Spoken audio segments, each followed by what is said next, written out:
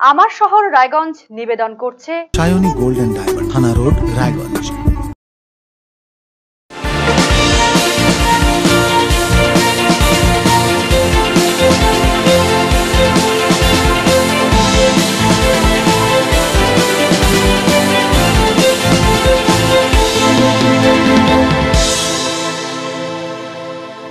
নমস্কার, আরসিটিভি সংবাদে আপনাদের স্বাগত। আমার শহর রায়গঞ্জ নিয়ে এই মুহূর্তে আমি সোনালী। প্রথমে যে খবরের দিকে নজর রাখছি, রায়গঞ্জ বিশ্ববিদ্যালয়ে রেজিস্ট্রার নিয়োগে দুর্নীতির অভিযোগ তুলে রায়গঞ্জ থানায় লিখিত অভিযোগ দায়ের করলো এবিভিপি। বৃহস্পতিবার রায়গঞ্জ থানায় এফআইআর করা হয়। এই কর্মসূচিতে নেতৃত্ব দেন এবিভিপির কেন্দ্রীয় কার্য সমিতির সদস্য শুভব্রত অধিকারী। তিনি জানান, রায়গঞ্জ বিশ্ববিদ্যালয়ে রেজিস্ট্রার নিয়োগে দুর্নীতি হয়েছে। এই ইস্যুতে একাধিকবার আন্দোলন সংগঠিত হয়েছে। এবিভিপির অভিযোগ, বর্তমান রেজিস্ট্রার কোনো কলেজে 10 বছর অধ্যাপনা করেননি, যার জেরে তিনি যোগ্য নন রেজিস্ট্রার হওয়ার অর্থে বিনিময়ে তাকে নিয়োগ করা হয়েছে বলে অভিযোগ। রায়গঞ্জ থানায় এফআইআর করার পাশাপাশি রাজ্যপালের কাছেও অভিযোগ জানানো হয়েছে। আজকে থানায় আসা এবং সাংবাদিক সম্মেলনের কারণ আপনারা জানেন, এবিভিপি দীর্ঘদিন ধরে রায়গঞ্জ বিশ্ববিদ্যালয়ের রেজিস্ট্রার নিয়োগে যে দুর্নীতি এবং দুর্নীতিগ্রস্ত রেজিস্ট্রারকে অপসারণের দাবিতে আন্দোলন করছে। এর আগে একাধিকবার এবিভিপি রাজ্যপালের দ্বারস্থ হয়েছে এবং বিশ্ববিদ্যালয়ের সামনে একাধিক আন্দোলন এবিভিপি সংগঠিত করেছে, আপনারা তার সাক্ষী আছেন। কিন্তু এখনও অবধি রেজিস্ট্রারের কোনো অপসারণ হয়নি। তাই আজকে আমরা বাধ্য হয়ে রায়গঞ্জ বিশ্ববিদ্যালয়ের রেজিস্ট্রারের বিরুদ্ধে আমরা পুলিশি অভিযোগ অর্থাৎ এফআইআর করলাম। রেজিস্ট্রার নিয়োগে যে দুর্নীতি এবং সেই দুর্নীতির তদন্তের দাবিতে তার যে ন্যূনতম রেজিস্ট্রার হওয়ার যোগ্যতা অর্থাৎ ন্যূনতম 10 বছরের শিক্ষকতা করার অভিজ্ঞতা সেটা তার নেই।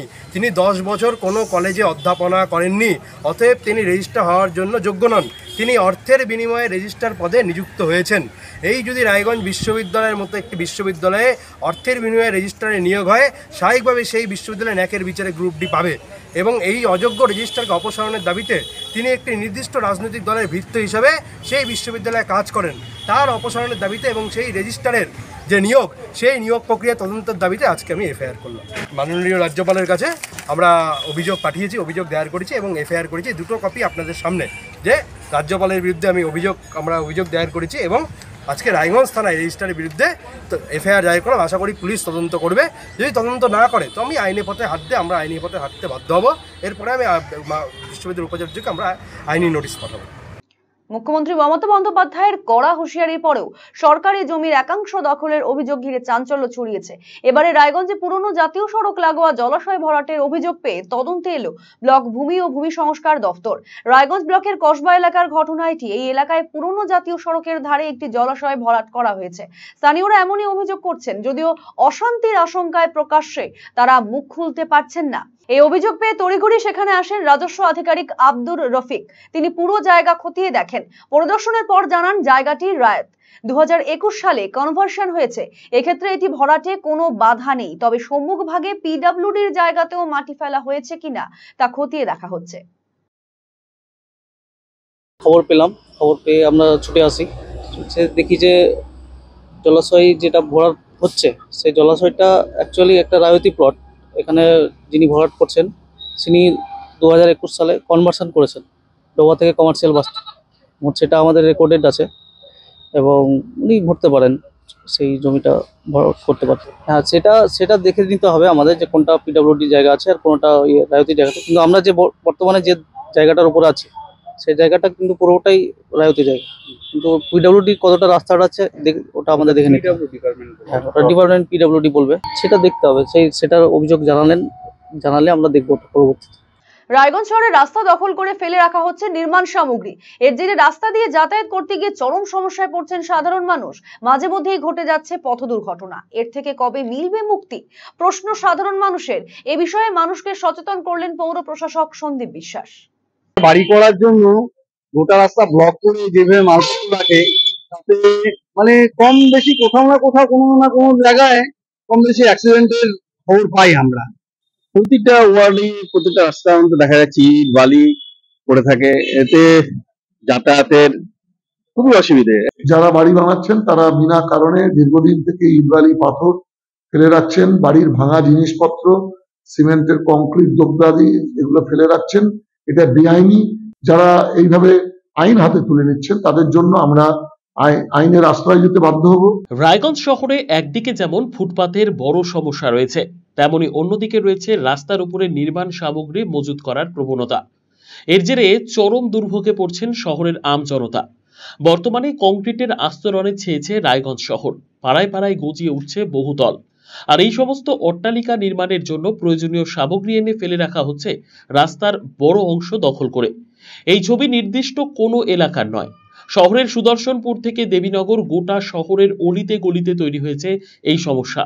এমনিতেই রায়গঞ্জের রাস্তা সংকীর্ণ, তার উপরে যথেচ্ছভাবে রাস্তার উপরে বালি পাথর ফেলে রাখার কারণে রাস্তা দিয়ে চলাচল করতে গিয়ে হিমশিম খেতে হচ্ছে সাধারণ মানুষকে। একদিকে যেমন তৈরি হচ্ছে যানজট, তেমনি অন্যদিকে অহরহ ঘটছে পথ দুর্ঘটনা। কেউ আহত হচ্ছেন, কারো প্রাণহানি ঘটছে। এমন অনভিপ্রেত ঘটনার প্রতিবাদ করবে কে? অনেকেই বলছে প্রতিবাদ করতে গিয়ে অশান্তি ডেকে আনা। কেউ কেউ আবার বলছে প্রতিবাদ করতে গিয়ে যদি আবার প্রভাবশালীদের রোষের মুখে পড়তে হয়। ঠিকই তো, কেউ বৃহত্তর স্বার্থে নিজের ক্ষতি কেন করবেন? তা বলে প্রশাসন কিংবা পৌরসভা কোনো উদ্যোগ নিচ্ছে না কেন, উঠছে প্রশ্ন। স্থানীয় মানুষজন বলছেন শহরের সর্বত্রই এই সমস্যা তৈরি হয়েছে। বাড়ি নির্মাণের জন্য অনায়াসে নির্মাণ সামগ্রী নিয়ে এসে রাস্তা দখল করে ফেলে রাখা হচ্ছে মাসের পর মাস। প্রমোটাররাও পাড়ায় পাড়ায় বহুতল নির্মাণ করতে গিয়ে এই ধরনের কাজ করছেন। এ ধরনের ঘটনা রুখতে এখনো পর্যন্ত পৌরসভার কোনো উদ্যোগ দেখা যায়নি, প্রশাসনও কোনো ব্যবস্থা নেয়নি। বলার এই ব্যাপারে বলার তো কিছু নেই, হলো মানুষের সেন্সের অভাব।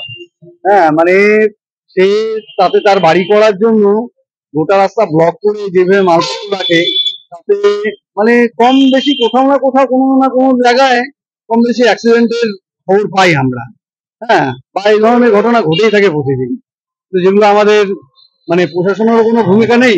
আর সাধারণ এটা প্রতিবাদ করতে গেলেই মানে যে বাড়ির কাজকর্ম হচ্ছে সেই বাড়ির লোকজন উল্টা তেড়ে আসে।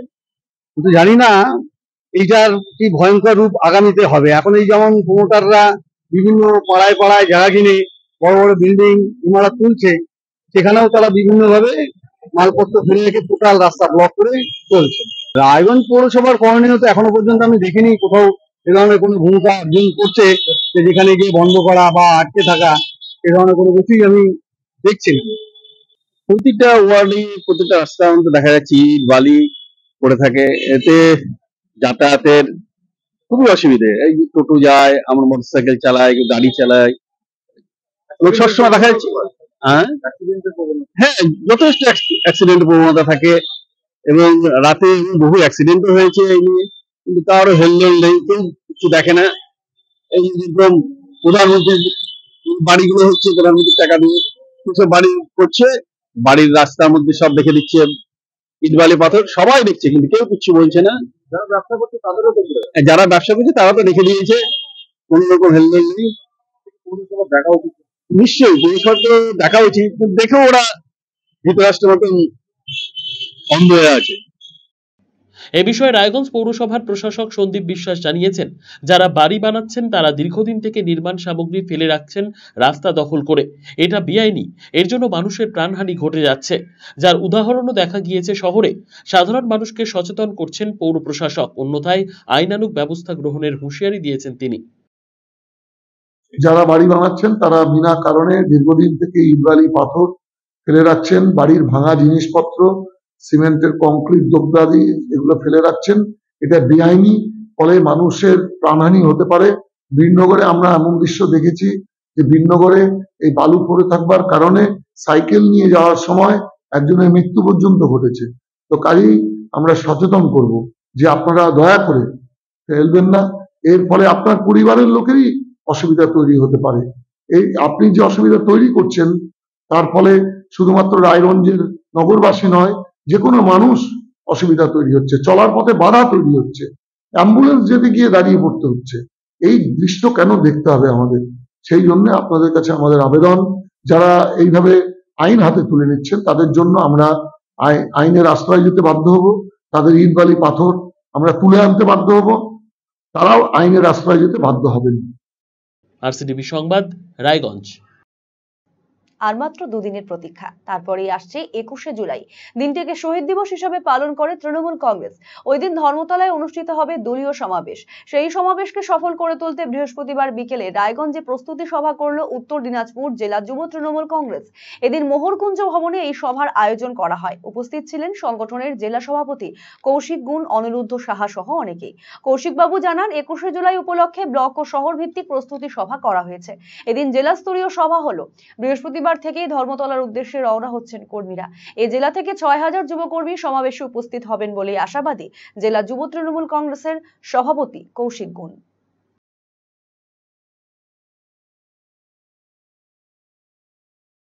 আজকে জেলা তৃণমূল যুব কংগ্রেসের পক্ষ থেকে আমরা প্রত্যেক টিম, ভাইস প্রেসিডেন্ট সহ, অন্যান্য ব্লক প্রেসিডেন্ট সহ, শহর প্রেসিডেন্ট সহ, ভাইটাল লিডার সহ উত্তর দিনাজপুর জেলা তৃণমূল যুব কংগ্রেসের আমরা আজকে এখানে প্রস্তুতি সভা করলাম। আজকে থেকে আমরা উত্তর দিনাজপুর জেলার বুক থেকে আমরা 21শে জুলাইয়ের জন্য আমরা কলকাতার ধর্মতলার উদ্দেশ্যে রওনা হচ্ছি এবং সেখানে আমরা আজকে থেকেই যাব। আজকে 18 তারিখ, 19 তারিখ, 20 তারিখ, এই 3 দিন আমাদের বিভিন্ন জায়গা থেকে, জেলার বিভিন্ন প্রান্ত থেকে, কেউ বাসে, কেউ ট্রেনে, কেউ ছোট গাড়িতে, প্রত্যেকজন ধর্মতলার উদ্দেশ্যে যাবে নেত্রী মমতা বন্দ্যোপাধ্যায় এবং নেতা অভিষেক বন্দ্যোপাধ্যায়ের বার্তা শুনতে। প্রাক্তন জেলা কংগ্রেস নেতা পবিত্র চন্দ্রের প্রয়াণ দিবস পালিত হলো রায়গঞ্জে। বুধবার রায়গঞ্জ শহরে অবস্থিত জেলা কংগ্রেস কার্যালয়ে স্মরণ সভার আয়োজন করা হয়। পবিত্র চন্দ্রের প্রতিকৃতিতে পুষ্পার্ঘ্য ও মাল্যদান করে শ্রদ্ধা নিবেদন করেন দলীয় নেতৃত্ব। উপস্থিত ছিলেন জেলা কংগ্রেসের সভাপতি মোহিত সেনগুপ্ত, শহর কংগ্রেসের সভাপতি গৌতম দাস সহ অনেকেই। আজকে আমাদের খুবই একটা দুঃখের দিন। আমাদের সকলের প্রিয় সাংস্কৃতিক মনোভাবাপন্ন একটি ভালো ছেলে, শুধু রাজনীতির সাথে যুক্ত ছিল না, সাংস্কৃতিক মনোভাবাপন্ন একজন বিশিষ্ট ব্যক্তি হিসেবেই পরিচিত হয়েছে কংগ্রেস কর্মী পবিত্র চন্দ্র আমাদেরকে আজকের দিনে ছেড়ে গেছে। ওর অকাল প্রয়াণে আজকে আমরা ওকে সামনে রেখে কিছু সামাজিক কর্মসূচির মাধ্যমে আমরা ওকে স্মরণ করছি। ওর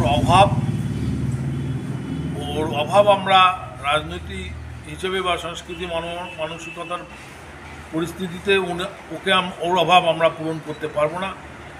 এবং আমরা সত্যিকারেরই রায়গঞ্জের শুধু রাজনীতির লোকই না, রায়গঞ্জের সাধারণ লোকও ওর প্রতি সমবেদনাশীল এবং আজকের দিনে ওকে সবাই মিস করছে, ওর প্রতি শ্রদ্ধা জানাচ্ছে। সেই শ্রদ্ধা জানানোর জন্যই আমরা জেলা কংগ্রেসের, শহর কংগ্রেসের মাধ্যমে জেলা সভাপতির উপস্থিতিতে আমরা ওকে স্মরণ করছি। পড়ুয়াদের সুস্বাস্থ্যের কথা মাথায় রেখে রায়গঞ্জ বিশ্ববিদ্যালয়ের স্বাস্থ্য পরীক্ষা শিবির করলো স্টুডেন্ট ওয়েলফেয়ার অ্যাসোসিয়েশন। বৃহস্পতিবার ক্যাম্পাসে অনুষ্ঠিত এই শিবিরে ভিড় জমান পড়ুয়াদের অনেকেই। এই শিবিরে মূলত রক্তের গ্রুপ, থ্যালাসেমিয়া ও চক্ষু পরীক্ষা করা হয়। আগামীতেও এই ধরনের কর্মসূচি গ্রহণ করা হবে বলে জানিয়েছে আয়োজক সংস্থা। আজকে আমাদের রায়গঞ্জ ইউনিভার্সিটি স্টুডেন্ট ওয়েলফেয়ার অ্যাসোসিয়েশনের তরফ থেকে আজকে আমরা মেডিকেল ক্যাম্প করছি। ক্যাম্পে থাকছে থ্যালাসেমিয়া টেস্ট থাকছে, আই টেস্ট থাকছে আর ব্লাড টেস্ট। কতজন ডাক্তার এসছে?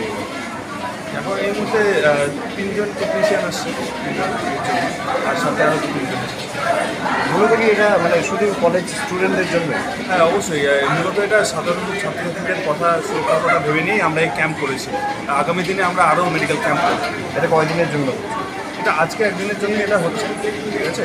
এর আগে আমরা ইউনিভার্সিটির বাইরে যারা যে সমস্ত মানে খাবার দাবারগুলো বসে, তো তাদের সাধারণ ছাত্রছাত্রীদের সুরক্ষার কথা ভেবে নিয়ে আমরা ওদের কথা ভেবে আমরা হাইজেনিক মেনটেন করে যাতে ওরা খাবার দাবার দেয় সেটা আমরা ওদেরকে অ্যাডভাইস করছি। রায়গঞ্জ স্টেডিয়ামে চলছে স্বর্গীয় দেবকুমার দত্ত স্মৃতি ফুটবল প্রতিযোগিতা। উত্তর দিনাজপুর জেলা ক্রীড়া সংস্থা পরিচালিত এই ফুটবল লিগে অংশ নিয়েছে জেলা ক্রীড়া সংস্থা অনুমোদিত 10টি দল। 5টি করে দলকে 2টি গ্রুপে ভাগ করে 3রা জুলাই থেকে রায়গঞ্জ স্টেডিয়ামে শুরু হয়েছিল এই ফুটবল লিগ। বুধবার মহরমের জন্য লিগের খেলা বন্ধ থাকে। বৃহস্পতিবার লিগের খেলায় পরস্পরের মুখোমুখি হয় Benu Bharati football coaching camp এবং বীরনগর স্পোর্টিং অ্যাসোসিয়েশন। লিগ টেবিলে টিকে থাকতে এদিন জয় প্রয়োজন ছিল বীরনগরের। অন্যদিকে প্রথম ম্যাচে বড় ব্যবধানে জয় পাওয়ায় এদিন কিছুটা অ্যাডভান্টেজ নিয়ে মাঠে নামে বেনুভারতী ফুটবল কোচিং ক্যাম্পের ফুটবলাররা। রুদ্ধশ্বাস ম্যাচে শেষ পর্যন্ত বীরনগর স্পোর্টিং অ্যাসোসিয়েশনকে 2-1 গোলে পরাজিত করে জয় পায় বেনুভারতী ফুটবল কোচিং ক্যাম্প। এদিনের খেলায় বেনুভারতী ফুটবল কোচিং ক্যাম্পের পক্ষে 2টি গোলই করেন স্বপন মার্ডি। অন্যদিকে বীরনগর স্পোর্টিং অ্যাসোসিয়েশনের পক্ষে একমাত্র গোলটি করেন বিশ্বজিৎ রায়। 2টি গোল করার সুবাদে এদিনের খেলায় ম্যান অফ দ্য ম্যাচের শিরোপা পান বেনুভারতী ফুটবল কোচিং ক্যাম্পের স্বপন মার্ডি। এদিনের জয়ের ফলে গ্রুপ বির পয়েন্ট টেবিলের শীর্ষে রায়গঞ্জ স্পোর্টস ক্লাব সঙ্গে একই সারিতে চলে এলো বেনুভারতী ফুটবল কোচিং ক্যাম্প। শুক্রবার লিগের খেলায় পরস্পরের বিরুদ্ধে মাঠে নামবে অরবিন্দ স্পোর্টিং ক্লাব এবং রামপুর সূর্য স্মৃতি সংঘ। আমার শহর রায়গঞ্জ এখনকার মতো এ পর্যন্তই। পরবর্তী অন্যান্য সংবাদের জন্য নজর রাখুন শুধুমাত্র আরসিটিভি সংবাদে। নমস্কার।